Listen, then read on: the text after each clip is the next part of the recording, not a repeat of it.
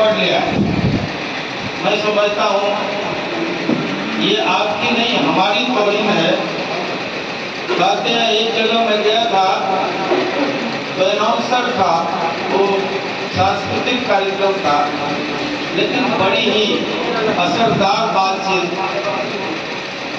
हम अनाउंसर के मुझसे सुनी और तब से ध्यान मांगे।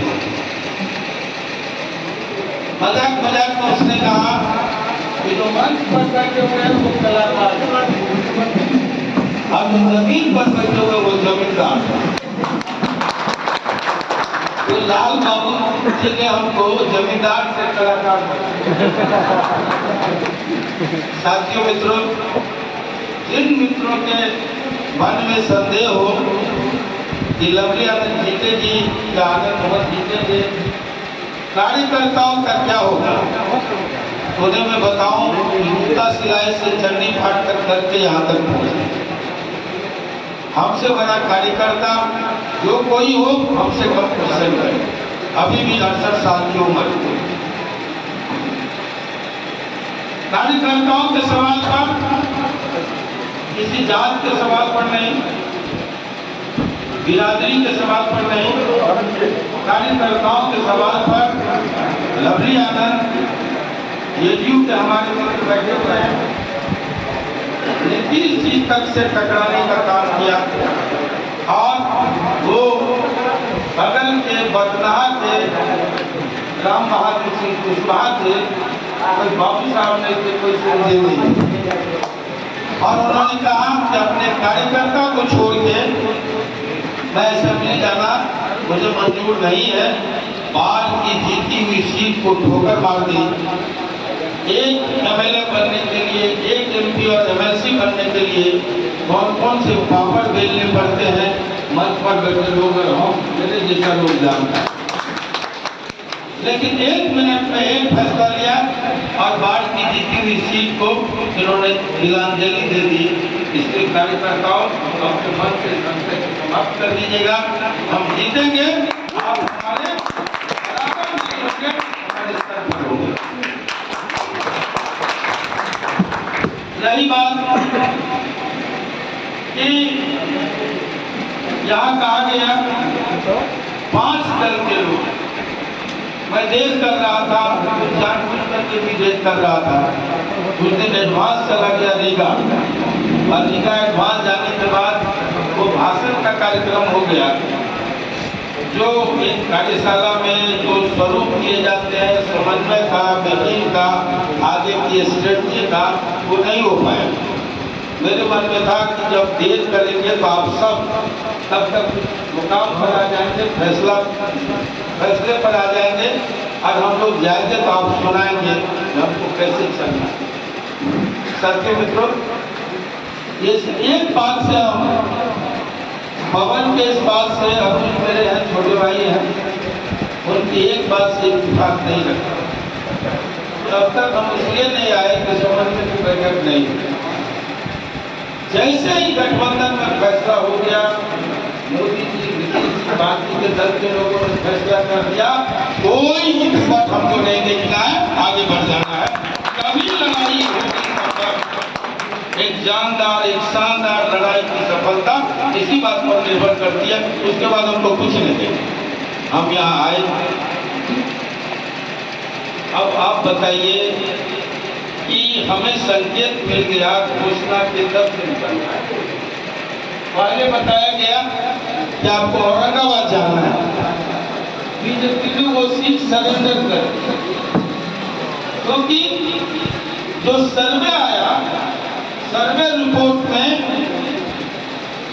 औरंगाबाद, सर्वे रिपोर्ट में आपका शिवहर, सर्वे रिपोर्ट में बगल के मुजफ्फरपुर, सर्वे रिपोर्ट में अन्य जगह जो भी हो, ये कैंडिडेट के खिलाफ था। तब मैं कहूँगा, हमने कहा था लाल बाबू जी से एक दिन, अरे भाई सर्वे रिपोर्ट में कोई आनंद मोहन नहीं थे, जेडीयू के लोग नहीं थे, लोजपा के लोग नहीं थे, ना हम सेकुलर के लोग थे, ना ऊपर कुछ बात है कि रालोमो के लोग थे। सर्वे जब बीजेपी का हो रहा था तो कार्यकर्ता आप थे, आपने बदलाव की मांग की और बदलाव हुआ औरंगाबाद। हमें कहा गया कि आपको औरंगाबाद फीडबैक लीजिए। हम लोग फीडबैक लिए, जो तैयारी किए, अचानक कहा गया कि आप उसी बार जाना। हम क्यों सोचे 3 बार से जहां सीटिंग सीट हो बीजेपी की, वहां मानव मोहन बेवकूफ लोग नहीं है, इतना शऊर है राजनीतिक, इतना अकल है कि वहां दिमाग नहीं लगा। नहीं तो 1 साल पहले मैं निकला, मैं बूथ घूम जाता, कोई उपेक्षा कार्यकर्ता जो आज कहते वो नहीं होता। और साथियों, चुनाव में होते हैं अपना सेटअप बहुत ले आता है। जब केंद्र और राज्य में डबल इंजन की हमारी सरकार है, फुल सेटअप हमारा होता और तब चुनाव लड़ते। वहां से फरमान हुआ, मुझे बहुत आप माफ कीजिएगा, जब आप कहते हैं बड़ी अनुशासित और दुनिया के सबसे बड़े लोकतंत्र की सबसे बड़ी पार्टी के हम मेंबर हैं, आप अपने नेता को सर्वसार करते हैं। जब आप किसी को कहते हैं विदेशी कहां से आया, तब आप नरेंद्र मोदी जी को सर्वसार करते हैं, जो गुजरात से चलकर बनारस। इसलिए सिर्फ कह देने से नहीं होगा। मैं आपको बड़ी बेबाकी से कहूँगा, जब आप कहेंगे कि वैश्य की सीट कट गई, तब भी आप पूरे लोकतंत्र को लज्जित करते हैं, क्योंकि संविधान ने कोई सीट किसी व्यक्ति, किसी जाति और किसी धर्म के लिए आरक्षित नहीं। साथियों, ये आपको स्वीकारना होगा, ये प्रबुद्ध पार्टी और शासित पार्टी के लोगों को कदापि नहीं उठाना चाहिए। ये सीट किसी, ये सब कोई बात नहीं है, हमको देखना है। अच्छा, एक बात बोलिए, हम 100 सीट दे रहे हैं, खाली 150 सीट। प्रधानमंत्री बना दीजिएगा, पवन जी बोलिए, लाल बाबू बोलिए, मोतीलाल जी बोलिए। अगर ऐसा हो, इसलिए कौन बनेगा? देवेश चंद्र ठाकुर जीत जाएंगे या दिनेश चंद्र यादव मधेपुरा से जीत के आएंगे, या पवन के संजय जायसवाल जीत के आएंगे, या राधा मोहन सिंह जीत के आएंगे, या लक्ष्मी आनंद जीत के आएंगे, या कराही छाप जीतन राम मांझी जीत के आएंगे, या गैस सिलेंडर से उपेंद्र कुशवाहा जीत के आएंगे, या हेलीकॉप्टर से चिराग पासवान जीत के आएंगे। प्रधानमंत्री नरेंद्र मोदी को ही करना है। खोल के बोले हैं तो मैं खोल के बोल रहा हूँ कि वैश्य को ही बनना है। इसलिए छाती चौड़ा करने की जरूरत है। आज एक अंतरराष्ट्रीय लेवल के व्यक्ति को जब आप अपना नेता मान के निकले हैं, तो सबसे पहला फर्क अनुशासित पार्टी और दुनिया की सबसे बड़ी पार्टी का बनता है। मुझे बुरा लगा, मैं कुछ खुल के बातें करूंगा।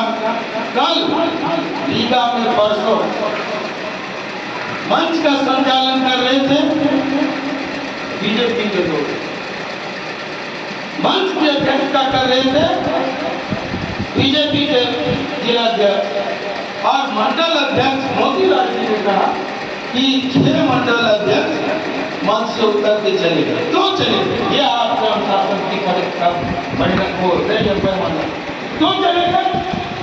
मैं तो नीचे बैठा हूं, ये मेरा फैसला नहीं है, मैं लोगों को दिखाना नहीं चाहता। मैंने कहा कि मैं जब बिहार पीपुल्स पार्टी बनी, महेश्वर भाई सब जानते होंगे, सारे लोगों को सारे पद दिए गए। प्रेस ने सवाल किया, कार्यकर्ता ने कहा कि आपके नाम पर बिहार पीपुल्स पार्टी चल रही है, आप इसमें क्या है? तो हमने कहा था मैं इस पार्टी का सबसे बड़ा सिपाही। लेकिन तब जब सारा जिम्मा आपके ऊपर है, आप हमारे बड़े भाई हैं, एनडीए के बड़े भाई हैं, तब आपको सीधा चौड़ा करना होगा, उदार बनना होगा और सबको लेकर चलने की जिम्मेदारी आपकी होगी। मैं क्या करता, अगर मुझे घोषणा के 10 दिन पहले कहा